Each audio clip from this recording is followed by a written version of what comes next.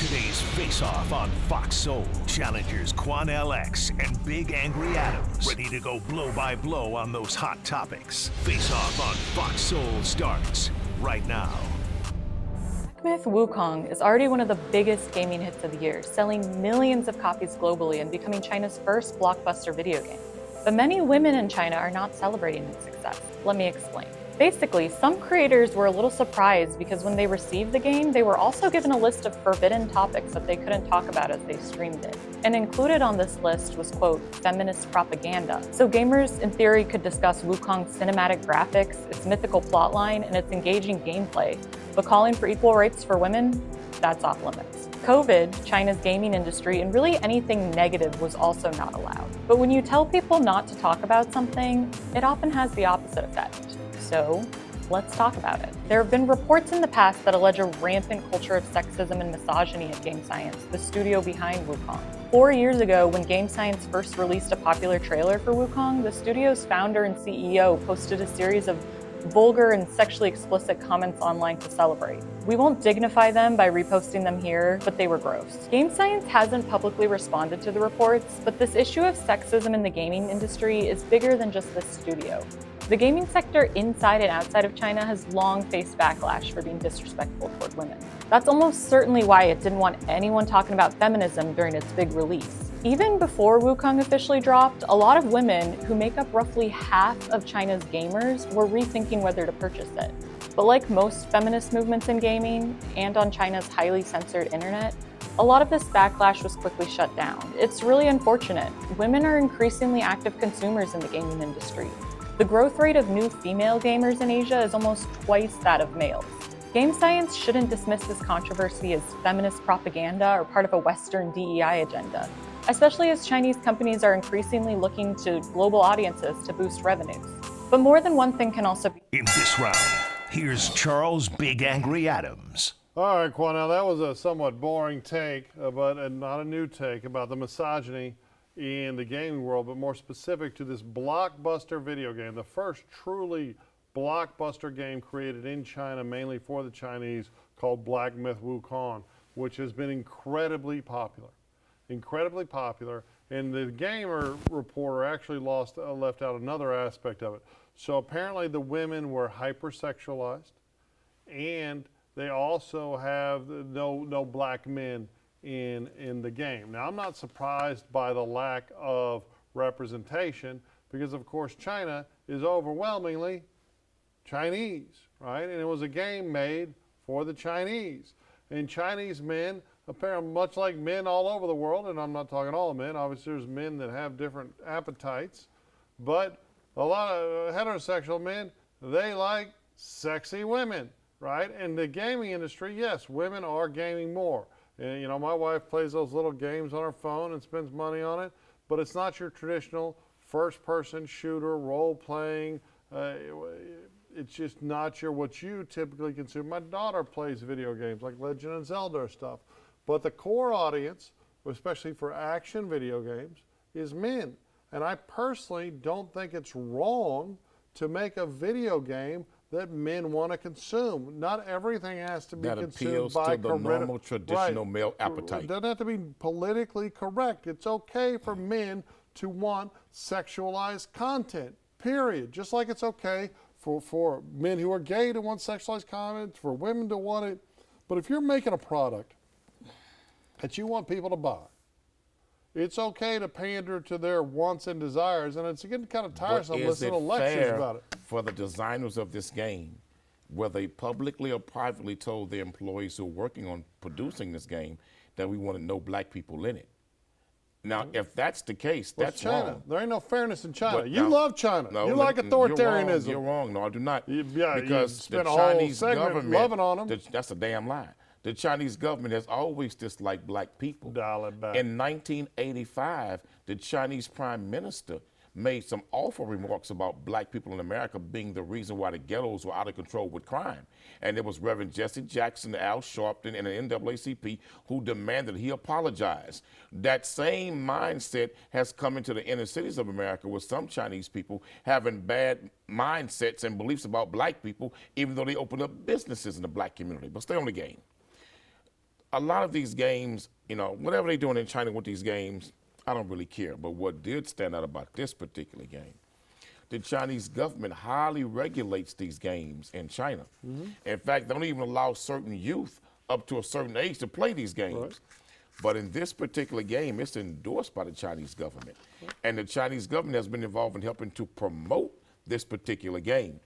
Most of these games that our children enjoy and play, your wife, your daughter, etc. in this country, these games are made and produced in China. No, they're not.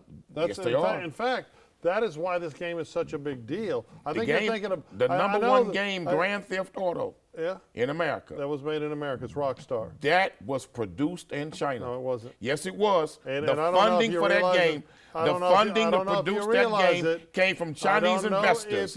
Chinese investors were involved in producing that game. Nintendo, that's Japanese. In fact, most game development is either in America or Japan.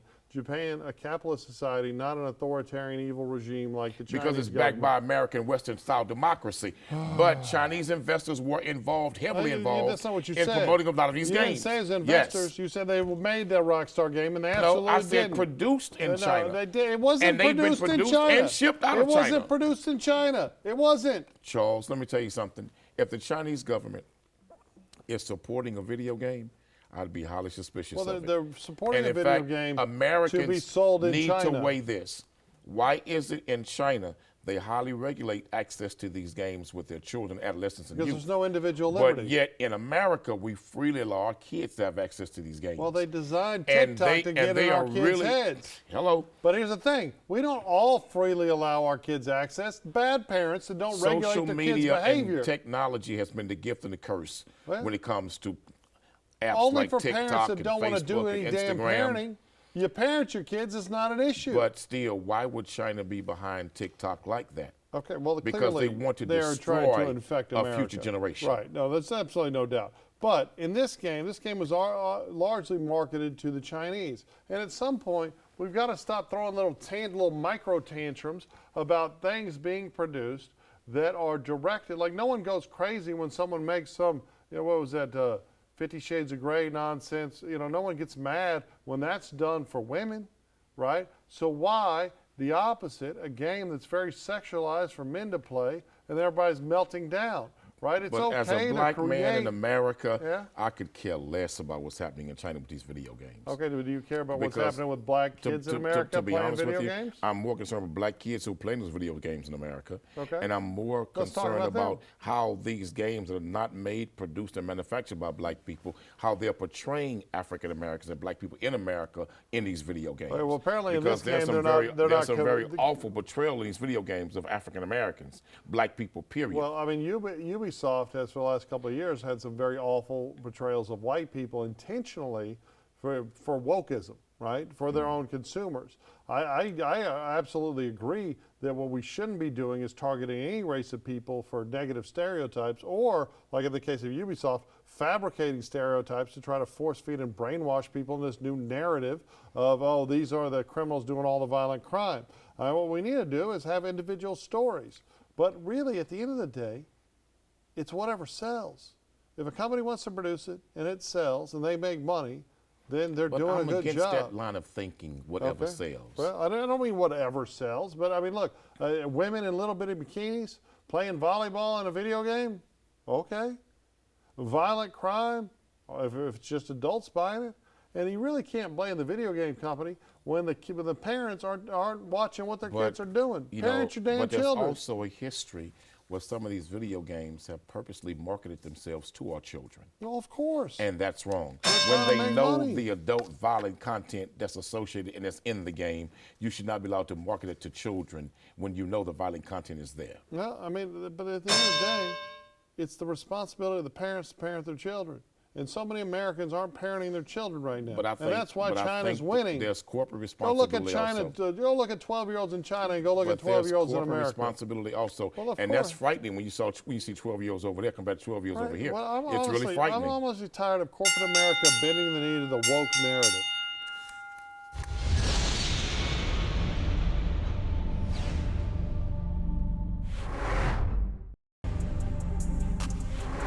successful because we was raised right. We had a mother that loved us and a father that protected us and respected, and we had something to answer to. Besides them, God, my parents did a great job. How do you get all these successful children? My parents did a great job. My mother would be like, you gotta buy this, you gotta buy real estate. When my mother talked, she told you like this, something about the way my mama talked. It was just very annoying, and I'd just be like, I don't like the way you said it, you know what I mean? Like, you know you right. She'd be like, you see that house, that abandoned building? Keenan, you need to buy that. Marlon, you see that crack house right there? That crack house is gonna be worth millions. You see that abandoned building where the prostitutes is coming out of? Damon, you need to buy that. She'd tell us this in New York City in the meatpacking district. Do you know them crack houses is now townhouses that's worth $15 million? Yes. You know those buildings that was probably worth $1 million that the prostitutes was sucking ding-a-ling in? Yeah. That building's probably worth $50 million. My mother was brilliant. My parents were very smart, and I always respected my parents because my daddy taught me a scripture in the Bible, and I actually get a tattoo across my chest. You honor thy mother and father, for thy days on this earth will be longer. And what that scripture means is basically, man, trust that God gave you great parents. Trust that whatever journey they give you, that you got to honor them. I don't care if your daddy wasn't in your life. Maybe your daddy knew he wasn't shit, and he decided to go, but at least he made you. Even in that case, I'd be grateful for my father. The scripture is just about being grateful and honoring. I honor my parents now with my walk. As a father, I honor them. I take care of my kids. I'm a man. I am a man. My brothers are men. My father raised. In this round, here's Quanell X. Man, that was a beautiful, beautiful segment that we just watched on Club Shay Shay with Shannon Sharp interviewing Marlon Wayans. And that brother truly brought a smile to my face to see a young man who is a Hollywood actor who's had great success in Hollywood and be a part of a broader family who's had just as much success, if not even greater, particularly his older brother who helped produce and create In Living Color. To hear him talk about the contributions of his beautiful black mother and beautiful black father, when we in the black community don't really hear enough stories like that about the father who stayed in the home, helped raise those kids, protected those kids, and had a loving wife with him that helped mentally and psychologically and spiritually develop the family. We need more stories like that being told. We have too much of the negative being told on social media, too much of the negative being glorified in television, in movies, etc., reality shows in particular. I wish somebody would put some energy and dollars behind telling that story of the Wayans family, because the way he described his father, every father should be proud to hear their son talk like that about them. The way he described his mother, every mother should be so just filled with joy to know that my sacrifices were not in vain. But those are the stories that are not being told enough in America, and in particular, not being told enough in the black community. Well, first of all, the Wayans family, obviously an amazing American family, amazing Hollywood, amazing media family, the stand-up comedy. I remember watching Damon Wayans on early on MTV's stand-up comedy show as a kid, as a teenager, and he was just brilliant. It's a family of absolute brilliance. But what Marlon is not addressing, right, was he's talking about how his mother, you know, and I loved his honesty, right? He said, you know, my mother would tell me stuff that I should have listened to, but I just didn't like her tone, right? I didn't like the way she talked to me, so I didn't always listen. But what he's not addressing, because he's talking about children needing to honor their parents, but I think there's a reciprocal obligation that so many Americans are failing, right? And it happening in white communities and in black communities and everywhere else. You're the one that told me the numbers of black communities. It's obscene, like 70%. 7 out of 10 households, right. Black female, no male around. Right. So you know, we need children honoring their parents, but damn it, that might happen a little more often if parents started honoring their obligations to their children. Because I mean, you look at your children's success. Your son just finished law school. You got another son going to play for Deion Sanders and a bunch of NIL.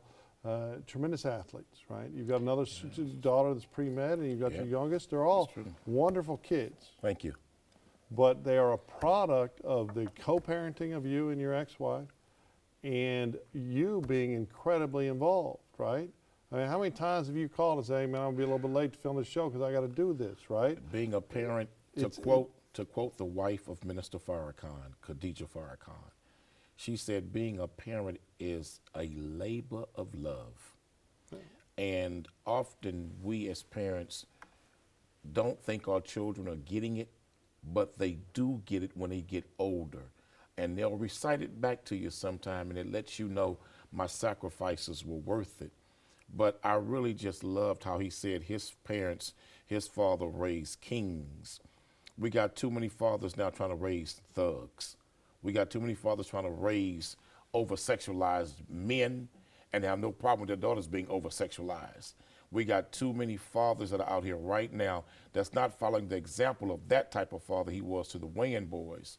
We got fathers who don't mind smoking weed with their sons now, and their sons not even in the ninth grade of high school. That's obscene. It's sad, it's pathetic, but I just wish that the hip-hop community could push the example of what he just talked about more. I wish we could start pushing the example of what we used to see, and our kids are too young to remember this.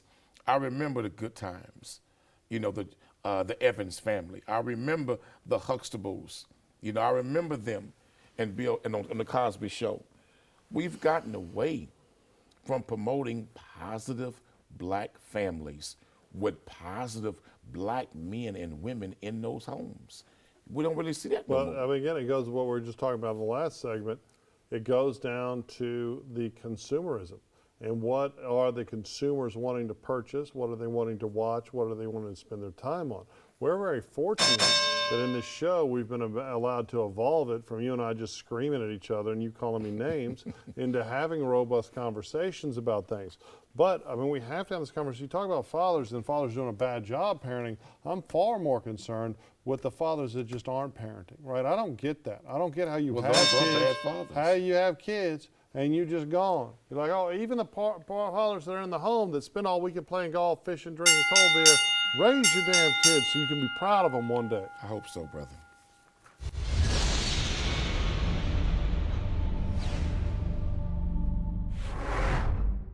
In today's Face Off, Up. Jr. has been found alive in Orange County, California. The father of three was last seen at Christmas of 2023 in South Lake, Texas. He was there to visit his children before heading back to Austin, where he lives. His ex-wife, Rachel McCauley, spoke to Fox 7 in July. I don't know if he ever made it or not. He didn't check in that evening, and then weeks went by, and I started reaching out to people, his parent, his father, his brother, a few friends that we know, and no one had heard or seen from him. South Lake police confirm a missing persons report was filed in July. They determined the last place he was seen was Austin and transferred the case to Austin police. As of Monday afternoon, Austin police have not provided more details as to why he was in California. Rachel says even though he's been located, he still hasn't made contact with his family. Over the summer, she said.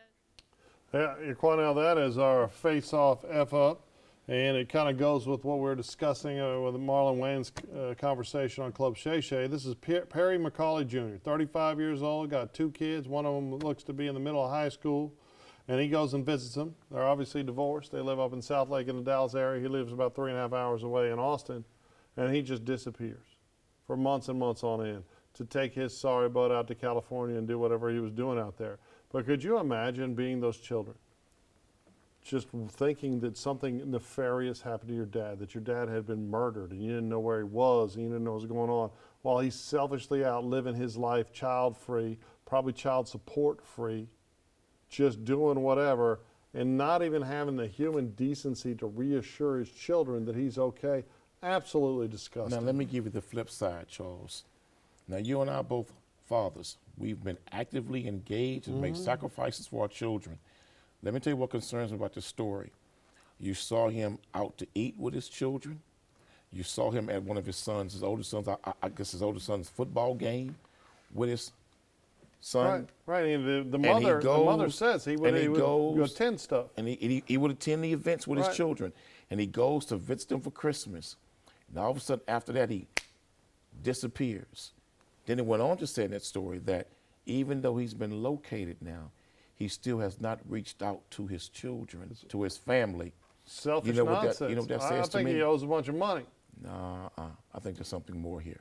I think this may be a case of a man who suffered a mental health breakdown. There is that And he distinct probably had a possibility. psychological But I think- nervous breakdown, and that man fled. And I would really like to hear from him. Before I call him the F-up of the day, I really want to hear his side of the story, You think because he that forgot his man kid's phone number? that man appeared to be actively involved in their lives. And for him to do this right after visiting them for Christmas, Charles, says to me that there may be something else happening here that's a lot deeper. That's why I would want to give him benefit of the doubt and hear his side of the story. Because I'm going to tell you something, Charles. I know men who've attempted suicide because they had problems with their ex just about seeing their See, kids. I think you are making all these assumptions. I don't- It but was you are obviously- It was a too. white ex. It was a black. But I you are know. too. I know. I don't care what color That just anybody seems was. suspicious to me, I know Charles. that you don't abandon your damn kids. I agree with you and on if that. he had the wherewithal Totally to agree. move himself out to California, But then he what wasn't. if he had a mental health breakdown? Okay, then he should be And getting we some don't even know treatment. really how he got to California. But you still don't And we have don't even know how he's living in look, California. You're a parent, your kids need to come first. And if you got a mental health crisis, address it. I think this might be some mental illness, Charles. I think this is another example of a father just abandoning his children. Now, he might come back with that story, but it just for whatever reason decided he was going to go live his life. And damn it,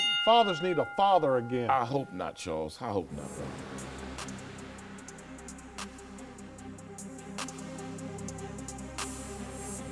That's it for the Face Off on Fox Soul. We'll catch you next time.